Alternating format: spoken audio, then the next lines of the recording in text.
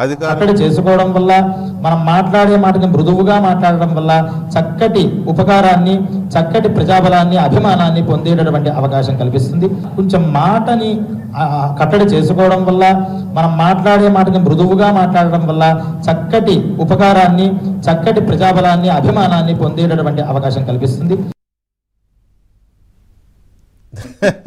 ఇది మొన్న ఉగాది రోజే పంచాంగ శ్రవణంలో పంచాంగకర్త చెప్పినాడు. మరి ఆయన నాస్తికుడు అట కదా కేటీఆర్. అంటే సరే, అది నాకు తెలియదు.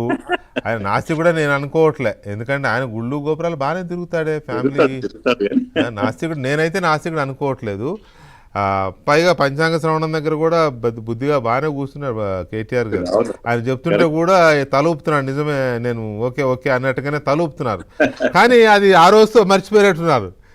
అంటే జ్యోతిష్యం నమ్మబట్టే పంచాంగ శ్రవణంలో కూర్చున్నారు ఆయన. మరి చాలా మరి ఎంతో ఎదురవదో పంచాంగకర్త అంత ధైర్యం చేసి చెప్పడు. ఎందుకంటే నిన్నటిదాకా మంత్రి బాగా నమ్మకం ఆయనకు కాదు. కేటీఆర్ గారు కూడా నిన్నటిదాకా మంత్రి, నిన్నటిదాకా ముఖ్యమంత్రిగా ఉన్న ఆయనకు కొడుకు. ఇప్పుడు వాళ్ళు చెప్తున్నట్టుగా కాబోయే ముఖ్యమంత్రి ఇప్పుడు కేటీఆర్ గారు చెప్తున్న లెక్క వేసుకుంటే, అలాంటి వ్యక్తికి పంచాంగకర్త ఎంతో ఇంపార్టెంట్ అయితే చెప్పాడు, గట్టుకుని మింగేస్తాడు లేదా పక్క దాటేస్తాడు. అయినా చెప్పాడంటే అది కొంచెం పీక్స్లో ఉన్నట్లు లెక్క. మరి కేటీఆర్ గారు తలుపుతున్నాడు కానీ దాన్ని ఇంప్లిమెంట్ చేయట్లేదు ఎందుకు అనేది.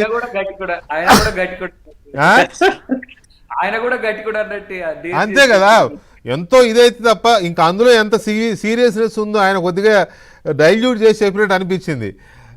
ఓవరాల్గా సత్యం గారు ఓకే, పంచాంగకర్త చెప్పిన దాని గురించి మీ విశ్లేషణ చెప్పండి.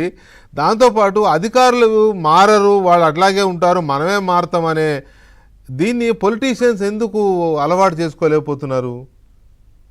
ఇప్పుడు ఒకటండి, ఇప్పుడు జ్యుడిషియరీకి ఉన్నట్టు అటానమస్ లేదు ఉద్యోగస్తులకు, పర్టికులర్గా రెవెన్యూ, పోలీసు వాళ్ళకు. ఏ ప్రభుత్వం అధికారంలో ఉంటే ఆ ప్రభుత్వం చెప్పినట్టు వినాలి, అలానే పనిచేయాల్సి వస్తుంది. 10 ఏళ్లుగా బీఆర్ఎస్ అధికారులు ఉన్నప్పుడు వాళ్ళు చెప్పినట్టు చేశారు. ఇప్పుడు కాంగ్రెస్ పార్టీ వచ్చినప్పుడు వీళ్ళు చెప్పినట్టు చేయాలి. వాళ్ళకి అటానమస్ లేదు. అది కేటీఆర్ గారి మిగతా వాళ్ళకు బాగా తెలుసు. అంతే కదా, ప్రభుత్వ విధానాలు ఒక్కొక్క పార్టీకి ఒక్కొక్క రా ఉంటాయి. వాటిని హానర్ చేయాలి. ధిక్కరించే అధికారం ఉద్యోగస్తులకు లేదు. అది తెలిసి కూడా మేము ప్రతిపక్షంలో ఉన్నాం, మేము చెప్పినట్టు వినట్లేదని కొడకల్లారా అనటం అనేటువంటిది అబ్సల్యూట్లీ రాంగ్. అసలు అందులో చదువుకున్న కేటీఆర్ అట్ట మాట్లాడనే కూడదు. తర్వాత రెండో విషయం, అధికారం ఉన్నప్పుడేమో మంచోళ్ళు ఉద్యోగస్తులని, ప్రతిపక్షాలు రాగానే అప్పుడు కూడా మా మాట వినటం అనేది ఇంకా దురాశ. యువతలో ఇంకో పార్టీ అధికారంలోకి వచ్చింది, వాళ్ళు చెప్పినట్టు వింటారు. ఇవన్నీ ఎందుకు వస్తున్నాయి అంటే వాళ్ళకి అటానమస్ లేదు. రిక్రూట్మెంట్ నుంచి, ప్రమోషన్ నుంచి, ట్రాన్స్ఫర్స్ వరకు ప్రభుత్వం నిర్ణయిస్తుంది. కాబట్టి ఆ పని చేయాల్సి వస్తుంది. తర్వాత రెండో విషయం ఏంటంటే, ఇవాళ ఏ అధికారైనా నా మాట వినాలంటే, గతంలో ఏ అధికారులైనా నీ మాట విన్నారు, కానీ ఇప్పుడు వినరు. తర్వాత అవినీతి కూడా ఒకటి కేంద్రీకృతమైనప్పుడు అవినీతి ఎక్కువ అవుతుంది, డీసెంట్రలైజ్ అయినప్పుడు అవినీతి తక్కువ అవుతుంది. ఒక విషయం, ఒక సీక్రెసీ, డబ్బుకు సంబంధించిన విషయం ఒకరికో ఇద్దరికి తెలిస్తే బయటికి రాదు, కానీ ముగ్గురిని దాటితే బయటకు వస్తుంది.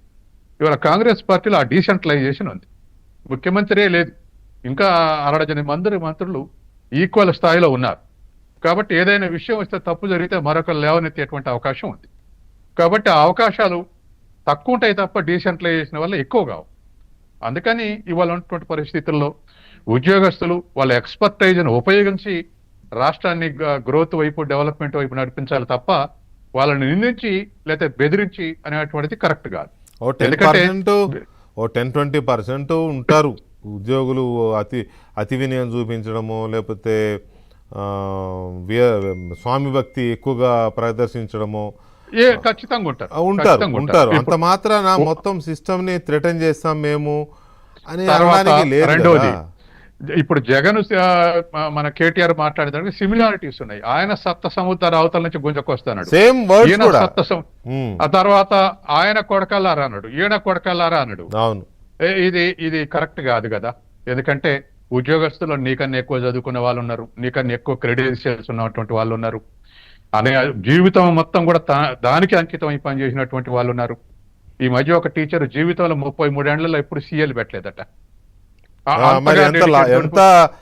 డెడికేషన్ ఉండాలి అట్లా చేయడానికి.